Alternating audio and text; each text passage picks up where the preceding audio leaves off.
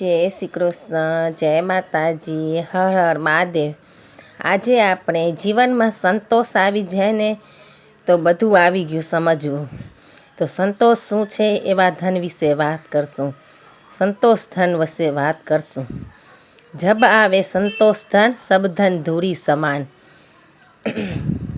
મહોનિષદ કહે છે કે જે સંતોષ રૂપી અમૃતનું પાન કરીને શાંત અને સંતુષ્ટ બની જાય છે તેવા જ્ઞાનીજનો આત્મામાં રમણ કરતા મહાપદને પામે છે અને મહાપદ પ્રાપ્ત કરે છે। જે પ્રાપ્ત થયેલી વસ્તુ પ્રત્યે સમાન રહે છે, જે સુખ અને દુઃખને જોતો નથી, તે જ વાસ્તવમાં સંતુષ્ટ કહેવાય છે।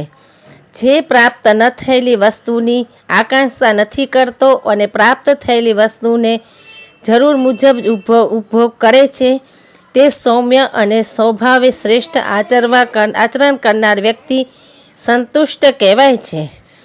આચાર્ય વિજયરત્ન સુંદર સુરીજી મહારાજ સાહેબના શબ્દોમાં કહીએ તો જે નથી મળ્યું એ માટે પરમાત્માને ફરિયાદો તો ખૂબ કરી આવે, હવે એ મળ્યું છે એ માટે પણ પરમાત્માને આભાર માનતા થવું જોઈએ।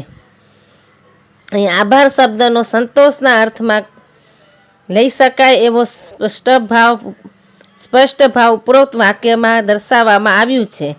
આમે સારો અને ડાયો વ્યક્તિ એ જ છે જે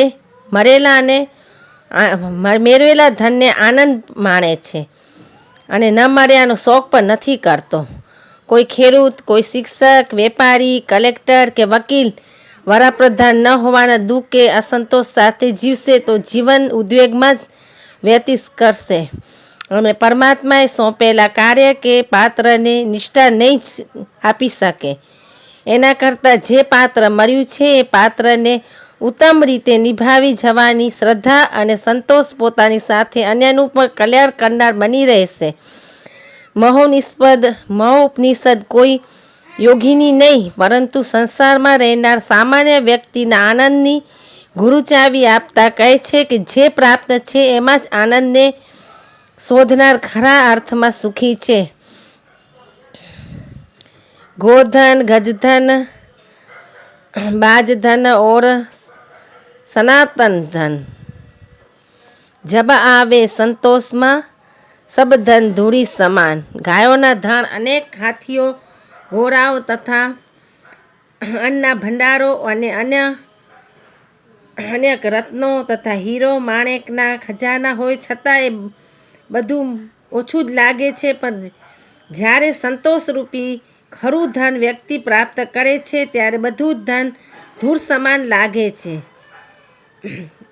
એક સ્પષ્ટતા જરૂરી જણાય છે કે ઉપનિષદ ક્યાંય એવું કહેતા નથી કે હાથ પર હાથ ધરીને બેસી રહું, એમ કોઈ સૂતેલા સિંહના મોઢામાં હરણા પ્રવેશતા નથી।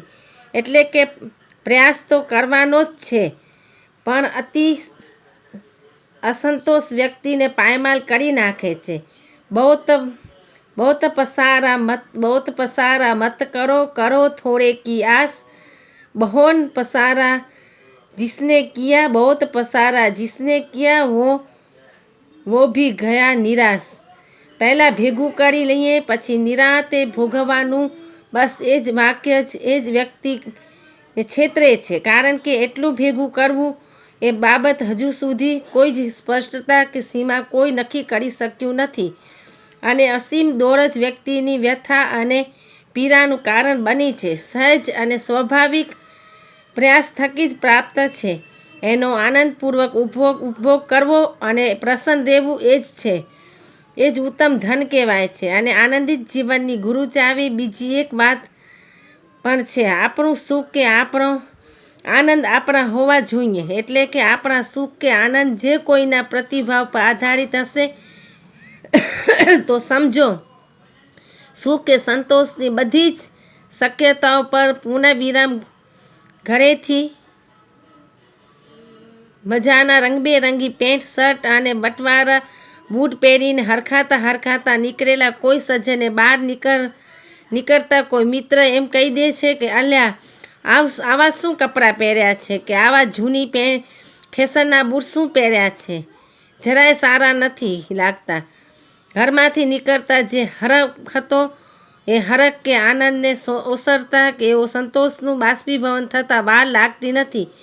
એટલે માત્ર એટલી સાવધાની કે આપણો આનંદ આપણો હોય, પણ આપણે સુખી થતાં કોઈ જ રોકી શકશે નહીં. આપણા સંતોષને કોઈ જ અભરાવી શકશે નહીં. હે તૃષ્ણા તું ડાકીની કરે જીવન કા કાલ, ઓર નિસ્દિન ચાય જીવન કરે બેહાલ.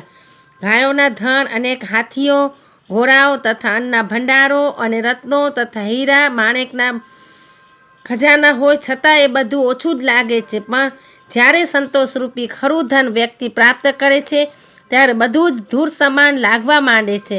એટલે હંમેશા કોઈ પણ વસ્તુમાં કે જે પણ કાંઈ હોય એમાં સંતોષ માનવો જોઈએ.